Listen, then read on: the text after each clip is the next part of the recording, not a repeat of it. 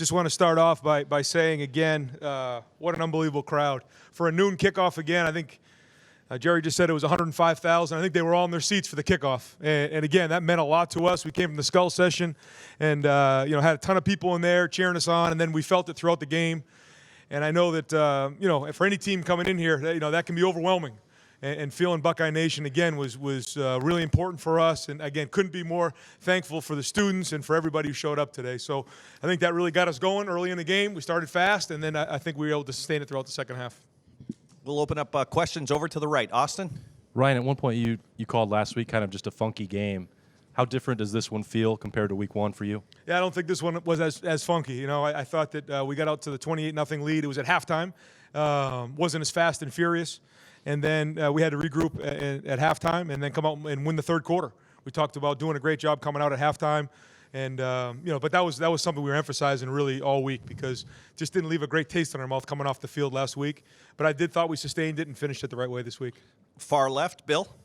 Ryan, what did you think of the way that J.K. came out today, and what did you think of his block to spring Justin there on that touchdown? Yeah, I think J.K. was irritated all week. Just the same kind of thing. It just nothing fit right last week. It just didn't feel right. It was kind of one of those strange opening games, but we worked hard this week. Stud in the O-line did a great job. I mean, I'm not sure if there was one snap they didn't blitz. I mean, they were blitzing from sideways, every which way, and the guys covered it up.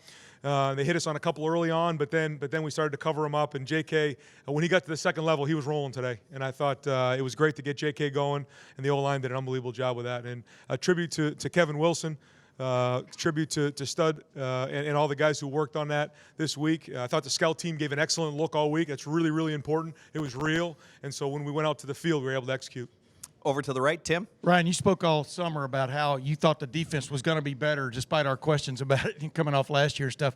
Does today's performance certify your faith, your confidence in where y'all are going that way? I think it's another step in the journey. It's what we've seen in practice every day.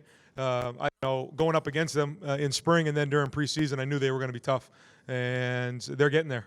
It's not a finished product by any means, but they're getting there. And I think, what Greg Madison, Jeff Hafley, and that whole entire defensive staff has done to kind of put that all together, get those guys, coming off the ball. Larry Johnson's guys up front, I thought, owned the line of scrimmage today, did a really good job. They were flying around, and that's kind of what we envisioned when we put this together. We all got together, I guess, back in January when it all came about. But this is a great start for those guys. I thought they were running around again, tackling well, creating turnovers against a good Cincinnati team.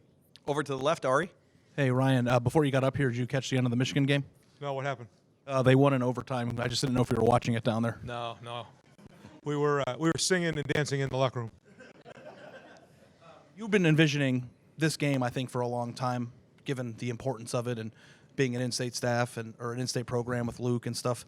In terms of just everything that went today, where is this team in comparison to maybe where you might have envisioned it being when you would think about it this summer? I don't know. I still don't know. I think today was another step, though, in the journey. It was the right step, where we want to be. We talked about coming into the game. We want to be the best in the country at what we do. And that's not easy to do. I mean, a lot of people can say that. But we take a lot of pride in that. So if it's Drew Chrisman, Drew Chrisman has to be the best punter in the country. I thought today he was awesome. Liam McCullough has to be the best long snapper in the country. And with that comes seriousness. And, we want to have the best defense, the best offense, the best special teams. And so with that comes a lot of work, a lot of dedication, a lot of sacrifice. And I think we're on the right journey that way. But we're going to conference play next week, and we have to start all over again. Because when you come into the game, so much comes into it preparation-wise, physically, emotionally, mentally, to make sure you execute what you need to execute on Saturday. And so we have to start that journey again. Every game in college football, to me, every week is a whole new season. And so we have to keep building on this. But I thought it was good to get some depth into the game again in the second half and see those guys play and fight all the way to the end. Over to the right, Jared. Hi, Brian. Over here. You mentioned this week that you thought one of Justin's best plays last week was him throwing a ball away in the third quarter with a defender in his face. Was there a moment today that maybe would be off our radar that you saw him make that gave you hope for where he's going? There were actually a few, but the one offhand was the in the second drive when we got the ball back. We were in the red zone. We called a play-action pass. We were expecting man coverage. We did not get man coverage, and they played zone, and there was nowhere for him to go. He stuck his foot in the ground and scored a touchdown on the run. And his ability to do that for us is kind of the X factor, because if it's there, we take it and we're pretty efficient throwing the ball right now, which is good. Got a long way to go, but we're getting there. But then his feet are the X factor. And if we can just keep us on schedule, we don't need him to scramble for 80 yards, but if he can turn a 1st and 10 shot into 2nd and 6, that keeps this offense on schedule. And, the only time we really got ourselves off schedule was the holding call, I think, on the first drive. We were rolling, and that's kind of what happened to us the week before. But then from then on, I don't think we had any more holding calls, and so we got ourselves in rhythm. But overall, I thought it was a solid performance, but another step in his progression. Over to the left. Doug? Ryan, it seemed like Justin was comfortable outside of structure and in structure today. For instance, he had the one where he was directing traffic and then threw it long to Olave and came back a few plays later, I think, and hung in the pocket and hit Garrett Wilson in the end zone for a touchdown. Just both facets of him throwing like that today. What'd you think? Yeah, and I think that's what we've all been talking about, in these press conferences, and we've been talking to him about that in the preseason, is that once it becomes live, now you find out what it's like. And once you get out of the pocket, there's times you got to throw it away. There was a time where we did have a play action pass. I think they dropped 8 again on us. They popped that on us.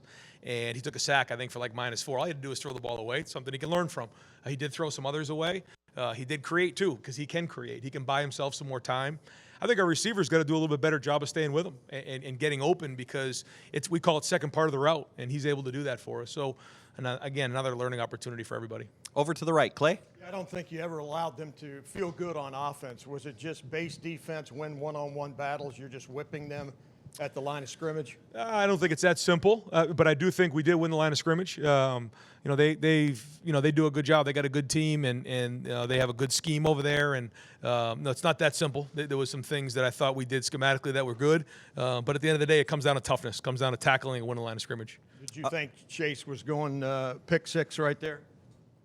Oh, well, yes, I did, actually. I almost blew out my Achilles jumping up and down because I thought we had that thing. I still feel it a little loose right there. But then, Chase also comes back with the blocked field goal. And, that anytime you have a chance for a blocked field goal, there's a chance that thing goes back. And it kind of hit his finger and went back, and Damon caught it but couldn't quite return it. But that's what we're trying to get done. And that was a big play in the game, kind of a momentum swing for us early. Front row left. Bill? Ryan, 2 questions. First, how concerned were you coming into this game, given that UC is a good team, Luke Fickell was going to have these guys motivated?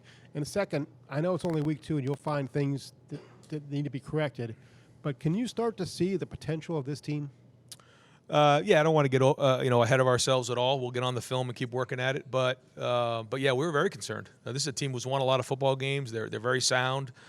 They create a lot of problems on defense. Like we said, they blitz every snap, so you really got to do a good job in preparation. And, again, credit to our staff. We put a lot of time in trying to fit up all these blitzes.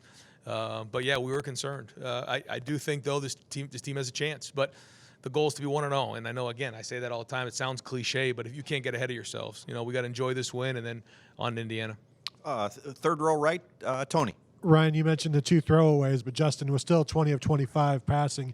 How would you assess his accuracy and his ability to put the ball where it needs to be? Yeah, there was some really accurate throws out there.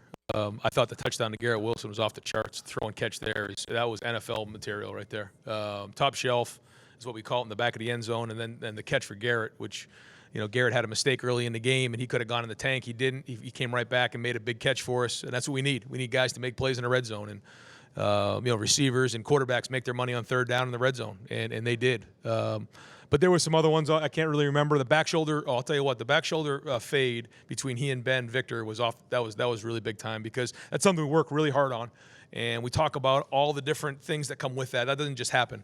And challenge Ben. If Ben can win those one-on-one battles for us, we'll go, because it starts with the ex-receiver. He makes that play, and then we go on to score that drive. And, again, that kind of kickstarted us a little bit too. Time for 2 more questions. Over to the left, Rob. Ryan, I know you're a former quarterback. How much, everyone's talking about Justin, how much are the receivers helping him? You said that maybe they need to keep up with him. Can you explain that a little bit, and are you happy with the receiver play so far? Yeah, I think so. I mean, I think guys are getting open. They're catching the ball for the most part. It's not all perfect, but we're building. We're working on this offense. We're figuring out what pass schemes fit Justin and fit the receivers that we had. When we lost Terry and Paris and Johnny last year, that was a whole different crowd. This is a whole new group. Tight ends are involved with it. The running backs are involved with it. So we're building. We're learning. You probably see some different pass combinations that we had in the past. Last year it was a lot more crossers than it is now, and so we'll keep building that package as we go. But I think the receivers are doing a good job. The older guys are stepping up, and then the young guys, we got to keep bringing them along. And final question over here to the right, Dom. Coach, you guys worked so hard in the offseason to get the defense back on track.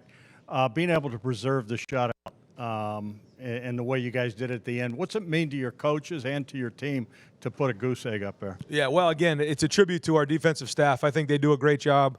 You know, Jeff and Greg, and then Al is doing a really good job with those linebackers. Larry's, we all know how great he is, the best in the country at what he does. And Matt Barnes helping out, you know, in the back end as well. And those guys, to me, put together a great game plan. But they're preaching fundamentals, they're preaching technique, and they're preaching running the ball, pursuit, tackling, and the guys are doing it. But the challenge was that last week when some of the depth got in there, they went right down the field and scored on us, and that didn't sit well with those guys. And so the challenge was to not let them score. And they got good teams, and they're a good team, and they got good players, and so they went right down the field. But to strip the ball out on the 1 yard line shows that we got a backbone, shows that we're going to keep fighting, and I thought that was a good sign for the defense. Coach, thank you very much.